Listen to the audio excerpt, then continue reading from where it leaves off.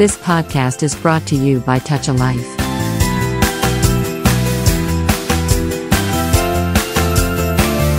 Touch a Life TAAL radio శ్రోతలందరికీ హృదయపూర్వక స్వాగతం.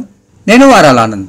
ఇవాళ సాహితీ స్రవంతి కార్యక్రమంలో భాగంగా నేను మీకు సుప్రసిద్ధ హిందీ కవి, విమర్శకుడు, సాంస్కృతిక ప్రోత్సాహకుడు, సమాజం పట్ల, కవిత్వం పట్ల స్పష్టమైనటువంటి అభిప్రాయాలు కలిగిన ఒక అధికారి అయినటువంటి అశోక్ వాజ్పేయి గురించి 4 మాటలు మీతో షేర్ చేస్తాను. అశోక్ వాజ్పేయి హిందీ సాహిత్య రంగంలో ఇవాళ సుప్రసిద్ధుడైనటువంటి కవి, విమర్శకుడు. మానవ జీవితంలో అత్యంత ప్రధానమైంది ప్రేమ అంటారు ఆయన. మానవ జీవితంలో అత్యంత ప్రధానమైంది ప్రేమ అంటారు. సాటి మనిషి పట్ల, మనం నివసించే లోకం పట్ల ప్రేమ ఉండాలి. అంటే సాటి మనిషి పట్ల ద్వేషానికంటే, ఈర్ష్య కంటే, అసూయ కంటే ప్రేమతో ఉండడం అనేదే మనిషికి ఉండేటువంటి ప్రాథమికమైన లక్ష్యం. అట్లాగే మనిషికి ఉండాల్సిన ప్రాథమికమైన లక్షణం అని కూడా అంటారు ఆయన. ఇతరులు ఎవరూ లేకుండా కేవలం ఒక్కరమే ఈ లోకంలో మనగలగలేం అని అశోక్ వాజ్పేయి ఒక చోట అన్నారు. అంటే మనిషి అనేవాడు ఒక సంఘజీవి, ఒక సామాజిక జీవి. తాను, తన చుట్టూ ఉన్నటువంటి ప్రజలు, సమాజము, వారితో అనుబంధాలు, కోపాలు, తాపాలు, ప్రేమలు, అభిమానాలు, వీటన్నిటితోటే మనిషి మనుగడకి అర్థము, సార్థకత ఉంటుందని అశోక్ వాజ్పేయి చాలా స్పష్టంగా చెప్పాడు. అంతే తప్ప ఒంటరిగా ఎవరూ లేకుండా, ఎవరితో సంబంధాలు లేకుండా, ఎవరితో ఎలాంటి అనుబంధాలు లేకుండా మనిషి మనుగడ అనేది సాధ్యం కాదు అనేది ఆయన భావన. అంతేకాదు, జీవితం ముగిసిన తర్వాత కూడా జీవించాలంటే సాహిత్యం, కళలే ప్రధానమైన వనరులు అని కూడా అన్నారు ఆయన. అశోక్ వాజ్పేయి అభిప్రాయాలు చెప్పాలనుకుంటే, మనిషి జీవించినంత కాలం జీవిస్తాడు.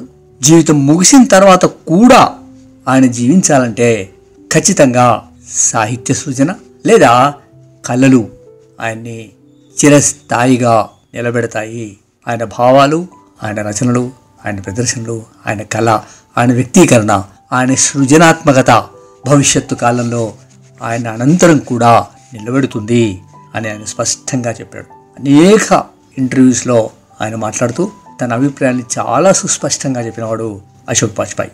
అశోక్ వాజ్పేయి తన పైన సుప్రసిద్ధ హిందీ కవులు ముక్తిబోధ్, షంషేర్ల కవిత్వం తన పైన తీవ్రమైన ప్రభావం చూపించని, తనకు చాలా ఇష్టమైన కవులు ఆ ఇద్దరని కూడా చెప్పారు. ముక్తిబోధ్ హిందీ సాహిత్య ప్రపంచంలో, హిందీ కవిత్వ ప్రపంచంలో చాలా ఎన్నదగిన కవి.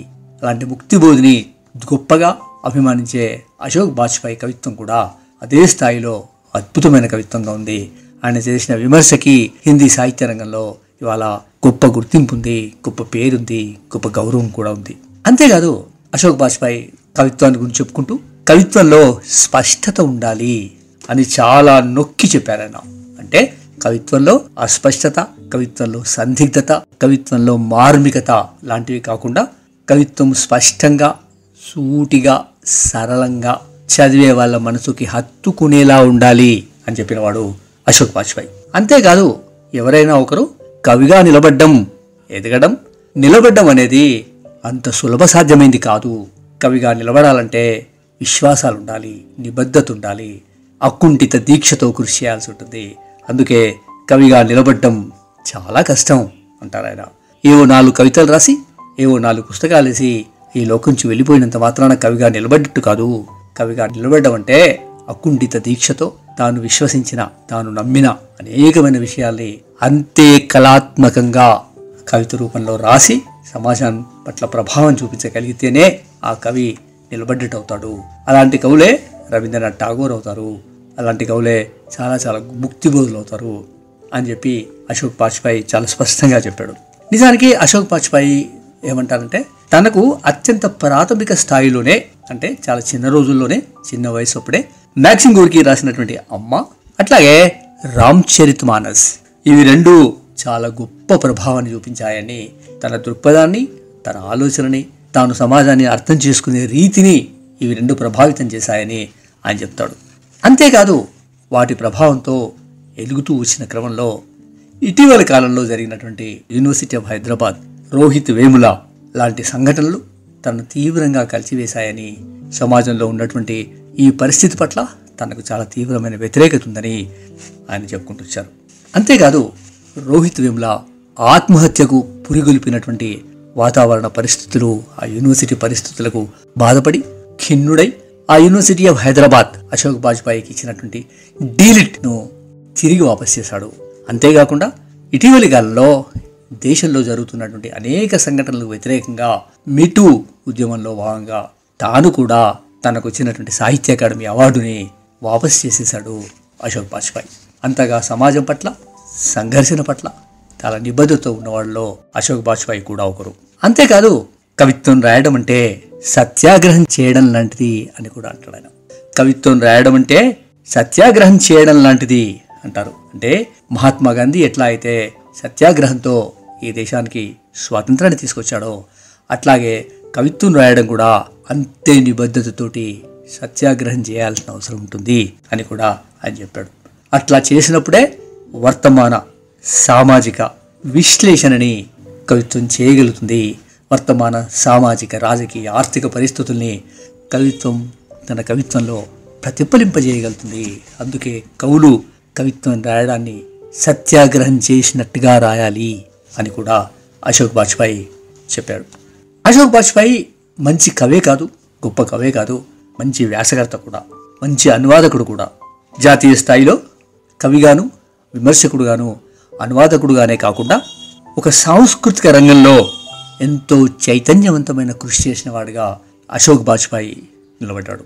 ఆయన తన చదువులో ఎంఏ చదువు అయిపోగానే ఐఏఎస్కు సెలెక్ట్ అయ్యి సివిల్స్ పరీక్షలు రాసి మధ్యప్రదేశ్ క్యాడర్లో ఐఏఎస్ అధికారిగా జాయిన్ అప్పుడు ఆ సాంస్కృతిక కార్యదర్శిగా, అంటే ఐఏఎస్ అధికారిగా కేవలం రూల్స్, రెగ్యులేషన్స్, ఫైల్స్, నిర్ణయాలు, వాయిదాలు, ఆఫీస్కు సంబంధించినటువంటి ఆ రొటీన్లో పడిపోకుండా తాను కవి గనక తాను సాంస్కృతిక రంగంలో ఎనలేని సేవ చేశాడు. ఆయన దేశంలో వివిధ ప్రాంతాల్లో నిర్మితమై వివిధ ప్రాంతాల్లో సాంస్కృతిక రంగంలో విశేషంగా కృషి చేస్తున్న అనేకమైన ప్రతిష్టాత్మక సంస్థల రూపకల్పనలో అశోక్ వాజ్పేయి ప్రధానమైన భాగస్వామ్యం తీసుకున్నాడు. ఐఏఎస్ అధికారిగా తనకు వచ్చిన అవకాశాన్ని తీసుకొని సాంస్కృతిక రంగానికి ఎనలేని కృషి చేసిన వాడు అశోక్ వాజ్పేయి. ఆయన దాదాపు 40 పుస్తకాలు ప్రచురించాడు. అందులో 15 కవిత్వ పుస్తకాలు, మిగతాయి విమర్శ, అనువాదాలు. ఆయన కేవలం రచన మాత్రమే కాకుండా 8 పత్రికలకు, హిందీ ఇంగ్లీష్లో వెలువడ్డ 8 పత్రికలకు ఆయన సంపాదక బాధ్యతలు కూడా నిర్వహించాడు. ప్రధానంగా హిందీలో కవిత్వం రాసినటువంటి అశోక్ వాజ్పేయి కవిత్వం అనేక భాషల్లోకి అనువదించబడింది. అనేక విదేశీ భాషల్లో కూడా అశోక్ వాజ్పేయి కవిత్వం వెళ్ళింది. అందులో ముఖ్యంగా Spanish, German, Polish, Russian, Hungarian, Norway, Arabic లాంటి అనేక భాషల్లోకి అశోక్ వాజ్పేయి కవిత్వం అనువదించబడింది. ఆయా దేశాల ప్రజలకి అశోక్ వాజ్పేయి కవిత్వం చేరగలిగింది. ఆయన రాసిన కవితా సంకలనం కహీ నహీ వహీ అనే పుస్తకానికి 1994లోనే కేంద్ర సాహిత్య అకాడమీ అవార్డు లభించింది. ఆ తర్వాత ఆయన అందుకున్న అవార్డుల్లో 1997లో ఆగ్నేయ రాష్ట్రీయ సమ్మాన్, అట్లాగే కబీర్ సమ్మాన్, దయావతి మూడి కవిశేఖర్ సమ్మాన్, ఇట్లా అనేకమైనటువంటి అవార్డుల్ని కూడా అశోక్ వాజ్పేయి అందుకున్నాడు. అశోక్ వాజ్పేయి 1941లో అప్పటి అవిభాజ్య భారతదేశంలో ఉన్నటువంటి సెంట్రల్ ప్రావిన్స్లో ఉన్న దుర్గ్లో ఆయన జన్మించాడు. ఆ తర్వాత ఢిల్లీలోని సెయింట్ స్టీఫెన్ కాలేజీ నుంచి ఇంగ్లీష్లో ఎంఏ పూర్తి చేసి ఆ తర్వాత ఇందాకే నేను చెప్పినట్టుగా సివిల్స్ పరీక్షలు రాసి ఐఏఎస్కు సెలెక్ట్ అయ్యి మధ్యప్రదేశ్ క్యాడర్లో ఐఏఎస్ అధికారిగా చేరిపోయాడు. అప్పుడు అక్కడ అర్జున్ సింగ్ ప్రభుత్వం ఉంది. అర్జున్ సింగ్ ప్రభుత్వం పాలనలో ఉన్నప్పుడు అశోక్ వాజ్పేయి మధ్యప్రదేశ్ రాష్ట్ర సాంస్కృతిక కార్యదర్శిగా పనిచేశాడు. అంటే డిపార్ట్మెంట్ ఆఫ్ కల్చర్కి సెక్రటరీగా పనిచేశాడు. ఆ సమయంలోనే మధ్యప్రదేశ్లోని 11 సాంస్కృతిక సంస్థలు ఏర్పాటు చేసి వాటి నిర్వహణ విషయంలో పటిష్టమైన చర్యలు తీసుకుని వాటికి కార్యవర్గాల్ని కూడా ఏర్పాటు చేయడంలో అశోక్ వాజ్పేయి ప్రధానమైన భూమికను పోషించాడు. ఆ తర్వాత భూపాల్లో ఇప్పటికీ అత్యంత ప్రతిష్టాత్మకంగా భావించే భారత్ భవన్ అనే ఒక కల్చరల్ సెంటర్ని ఏర్పాటు చేయడంలో ప్రధానమైన భూమిక, ప్రధానమైన పాత్ర, ఆలోచన, ఆచరణ, వాటి నిర్మాణము, వాటన్నిటికి సంబంధించి అన్నింటా తానే ఉన్నవాడు అశోక్ వాజ్పేయి. భారత్ భవన్ని ఆ రోజు అప్పటి ప్రధానమంత్రి ఇందిరాగాంధీ చేతుల మీదుగా ప్రారంభింపజేశారు. అశోక్ వాజ్పేయి ఆ తర్వాత కేంద్రంలో సాంస్కృతిక కార్యదర్శిగాను, మహాత్మా గాంధీ అంతర్రాష్ట్రీయ హిందీ విశ్వవిద్యాలయానికి వైస్ ఛాన్సలర్గాను, Indira Gandhi National Centre for Arts ట్రస్టీగాను, Indian Council for Cultural Relations సభ్యుడిగాను పనిచేశాడు. ఆ తర్వాత లలిత కళా అకాడమీకి మొదట ప్రోటెం చైర్మన్గా పనిచేస్తారు. ఆ తర్వాత పూర్తి స్థాయి చైర్మన్గా కూడా అశోక్ బాజ్పాయి పనిచేశారు. అట్లా దేశంలోని ప్రధానమైనటువంటి సాంస్కృతిక రంగంలో అధికారిగా ఆ సాంస్కృతిక రంగం ప్రోత్సాహానికి, ప్రోద్బలానికి అశోక్ బాజ్పాయి ఎనలేని కృషి చేశాడు. తాను కవిత్వం రాస్తూనే, తాను సమాజంలో ఉన్నటువంటి సమస్యల పట్ల స్పష్టంగా ఉంటూనే, నిబద్ధతతో ఉంటూనే ఈ పనులన్నీ చేయగలిగాడు. భారత్ భవన్ గురించి 4 మాటలు మనం మాట్లాడుకుంటే, నిజానికి ఇవాళకి భారతదేశ వ్యాప్తంగా భారత్ భవన్కు ఉన్నటువంటి పేరు, భారత్ భవన్ అందించినటువంటి సేవలు ఎనలేనివి. ఒక పెద్ద కల్చరల్ సెంటర్గా భారత్ భవన్ నిలబడింది. భారత్ భవన్ను 1982లో నేను ఇందాక చెప్పినట్టుగా ఇందిరాగాంధీ చేతుల మీదుగా దాన్ని ప్రారంభించారు. అది బహుకళల సాంస్కృతిక కేంద్రంగా రూపొందించారు. అంటే ఆ సాంస్కృతిక కేంద్రంలో కేవలం ఏదో ఒక కళ కాకుండా బహుళమైనటువంటి కళలకి ఒకే వేదికగా, ఒకే చోట అన్ని కళల్ని కనిపించి వినిపించి ప్రదర్శించే స్థాయిలో భారత్ భవన్ని ఏర్పాటు చేశారు. భారత్ భవన్ ముఖ్యంగా లిఖితము అంటే సాహిత్యం, దృశ్యము, ప్రదర్శన వీటన్నిటి సమన్వయం కోసం, వాటి అభివృద్ధి కోసం ఏర్పాటైంది. అంటే అటు సాహిత్యానికి, ఇటు సినిమాకి, ఇటు నాటకానికి, ఇంకోటి ఆర్ట్స్కి, కళారంగానికి, నృత్యము, సంగీతము వీటన్నిటికి సంబంధించి, ఫోక్ ఆర్ట్స్ వీటన్నిటికి సంబంధించి అన్ని కళలకి, వీటన్నిటికీ ఒక సమన్వయంగా ఉండే ఒక వేదిక ఉండాలని ఈ భారత్ భవన్ను రూపొందించారు. వర్తమాన సామాజిక నేపథ్యంలో ఆయా కళారంగాల్లో వచ్చినటువంటి సరికొత్త వ్యక్తీకరణలు, కొత్త new forms, new thoughts, new exhibitions, new innovations వీటన్నిటికీ భారత్ భవన్ వేదిక కావాలి. ఆ వేదిక కోసం భారత్ భవన్ రూపొందించారు. అంటే సరికొత్త వ్యక్తీకరణ, సరికొత్త భావము, అట్లాగే అవిశ్రాంతంగా ఉండేటువంటి ఒక కార్యక్రమాలకు వేదికగా ఈ భారత్ భవన్ పనిచేస్తుంది.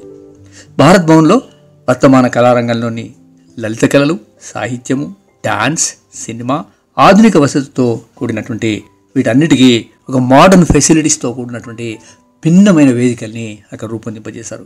ఏదో ఒక ఆడిటోరియం కట్టేసి, ఏదో ఒక కల్చరల్ సెంటర్ని పెట్టేసి కాకుండా ఇన్ని రంగాలకి ప్రత్యేకమైనటువంటి గుర్తింపుతో ఉన్నటువంటి ఒక వేదికలు ఏర్పాటు చేసి, ఆయా వేదికల్లో వర్క్షాప్స్, ఆ వేదికల్లో శిక్షణా తరగతులు ఎప్పటికప్పుడు జరిగేటువంటి పరిస్థితి మనకు స్పష్టంగా కనిపిస్తుంది. 82 నుంచి ఇప్పటిదాకా కూడా అదే నిబద్ధతతో భారత్ భవన్ గొప్పగా పనిచేస్తుందని చెప్పుకోవాలి. ఇందులో ప్రధానంగా కొన్ని విభాగాల్ని విభజింపజేశారు.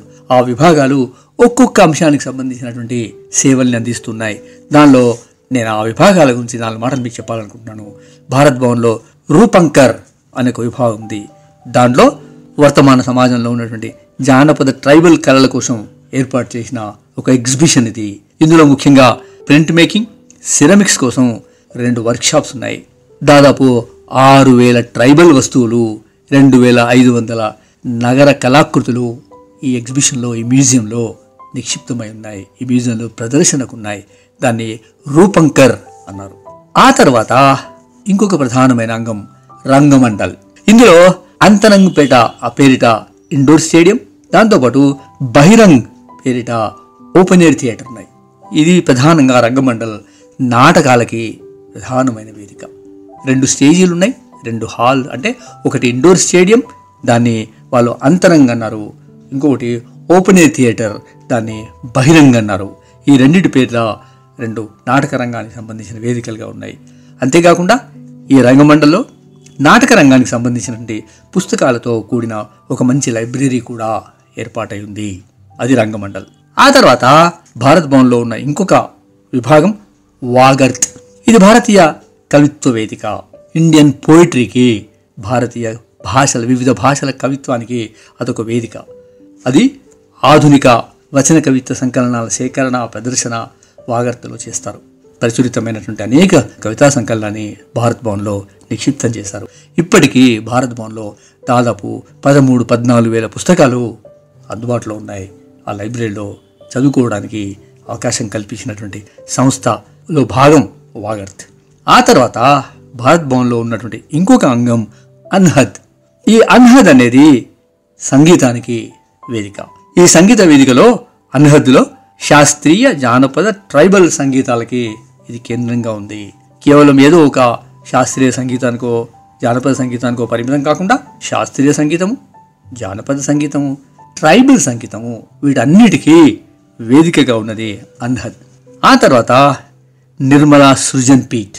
ఇది మధ్యప్రదేశ్ ప్రభుత్వం ఏర్పాటు చేసిన ప్రముఖ కవుల పీఠాలు. ఒక్కొక్క కవి పేరు మీద ఒక్కొక్క పీఠం ఏర్పడి ఆ పీఠంలో ఆ కవికి సంబంధించినటువంటి సాహిత్య సృజన, ఆ కవికి సంబంధించిన విమర్శ, ఆ కవికి సంబంధించిన అనేకమైన అంశాలని ఆ పీఠాల్లో ప్రొడ్యూస్ చేశారు, నిక్షిప్తం చేశారు. దాన్ని మధ్యప్రదేశ్ ప్రభుత్వం ఏర్పాటు చేసిన ఇది నిర్మలా సృజన్ పీఠ్ అన్నారు దాన్ని. ఆ తర్వాత ఆశ్రమం అనే ఒక విభాగం కూడా భారత్ భవన్లో ఉంది.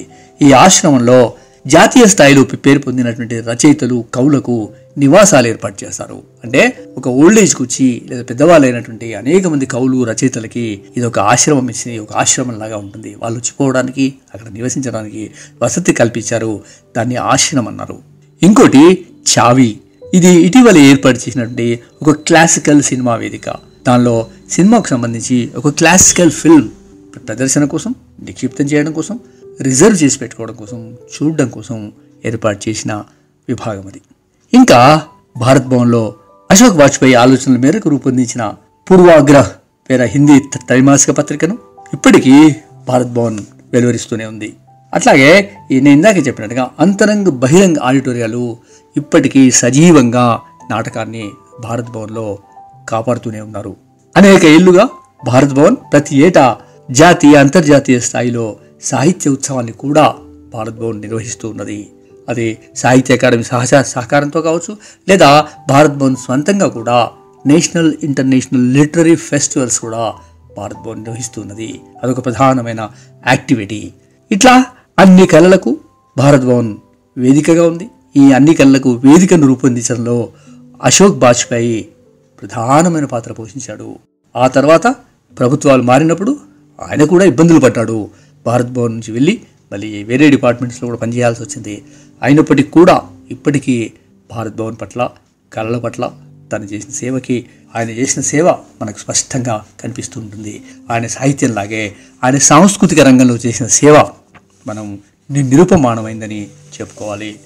అలాంటి అశోక్ వాజ్పేయి రాసినటువంటి కవితల్లోంచి ఒక 4-5 కవితల్ని, నేను అనువాదం చేసిన కవితల్ని మీకు వినిపించే ప్రయత్నం చేస్తాను. అశోక్ వాజ్పేయి రాసినటువంటి కవితల్లోంచి నా అనువాదం. మొట్టమొదటి కవిత శీర్షిక పదం. ఈ ప్రపంచం ఓ క్షణకాలం సాంద్రీకృతమై 2 బియ్యపు గింజలుగా మారి ఓ అజ్ఞాత భగవంతుని ఆరాధనలో నైవేద్యంగమని. ఈ ప్రపంచం ఓ క్షణకాలం సాంద్రీకృతమై 2 బియ్యపు గింజలుగా మారి ఓ అజ్ఞాత భగవంతుని ఆరాధనలో నైవేద్యమవని. ఈ ప్రపంచం స్వల్పకాలం కోసం కాల్చిన రొట్టెలా మారి, ఈ ప్రపంచం స్వల్పకాలం కోసం కాల్చిన రొట్టెలా మారి ఆకలితో అలమటిస్తున్న గుర్తులేని ఓ అమ్మాయి కడుపు నింపని కొన్నాళ్ళు. ఈ ప్రపంచం మిగతా అన్నీ మర్చిపోయి, ఈ ప్రపంచం మిగతా అన్నీ మర్చిపోయి ఓ ప్రాచీన పదంలా మారని. ఈ ప్రపంచం మిగతా అన్నీ మర్చిపోయి ఓ ప్రాచీన పదంలా మారని ఓ యువకవి తన మొదటి కవితలో ఆ పదాన్ని లిఖించని. ఈ ప్రపంచం మిగతా అన్నీ మర్చిపోయి ఓ ప్రాచీన పదంగా మారిపోని ఓ యువకవి తన మొదటి కవితలో ఆ పదాన్ని లిఖించని. అశోక్ వాజ్పేయి రాసిన ఇంకో కవిత శీర్షిక మరణం. అప్రయత్నంగానో అదృశ్యంగానో, అప్రయత్నంగానో అదృశ్యంగానో పక్షిలాగా మరణ సందేశం రానే వస్తుంది. అప్రయత్నంగానో అదృశ్యంగానో ఓ పక్షిలాగా మరణ సందేశం రానే వస్తుంది. మనకు అసలే తెలియకుండా మన పూర్వీకులు మన ఇళ్ల చుట్టూ కనిపించని పక్షుల్లాగా కొట్టుమిట్టాడుతూనే ఉంటారు. మనకు అసలే తెలియకుండా మన పూర్వీకులు మన ఇళ్ల చుట్టూ కనిపించని పక్షుల్లాగా కొట్టుమిట్టాడుతూనే ఉంటారు. తర్వాత ఏదో ఒక రోజు ఉదయపు సూర్యరశ్మిలాగా శరీరాన్ని వెచ్చబరుస్తూ అది రానే వస్తుంది. అదే మరణం. తర్వాత ఏదో ఒక రోజు ఉదయపు సూర్యరశ్మిలాగా శరీరాన్ని వెచ్చబరుస్తూ అది రానే వస్తుంది.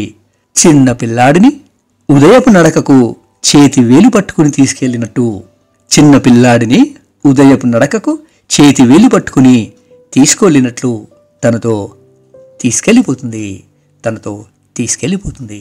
అది మరణం. అశోక్ వాజ్పేయి రాసినటువంటి ఇంకో కవిత శీర్షిక వసంత గీతం. గడ్డి వస్త్రాల్ని కట్టుకుని స్వర్గం మొత్తం తన కళ్ళలో ప్రతిఫలిస్తుండగా, గడ్డి వస్త్రాల్ని కట్టుకుని స్వర్గం తన కళ్ళలో ప్రతిఫలిస్తుండగా అతను ఈ దారంట వెళ్ళాడు. తన ఖాళీ చేతుల్లో పూలు ధరించి మొత్తం భూమిని తన మనస్సులో ప్రతిఫలిస్తుండగా, తన ఖాళీ చేతుల్లో పూలు ధరించి మొత్తం భూమి తన మనస్సులో ప్రతిఫలిస్తుండగా అతను ఈ దారంటనే తిరిగి వచ్చాడు. ఇక అశోక్ బాజ్పాయ్ రాసిన ఇంకో కవితా శీర్షిక ఒంటరిగా కాదు. లేదు, ప్రేమలో కేవలం ఆత్మనే కాలిపోదు. ఆ ఆజ్యంలో శరీరం కూడా మండిపోతుంది. అంతిమ సంస్కారాల్లో కేవలం దేహమే తగలబడిపోదు, ఆత్మ కూడా కాలిబూడిదవుతుంది. కేవలం ఓ శరీరాన్నో ఆత్మను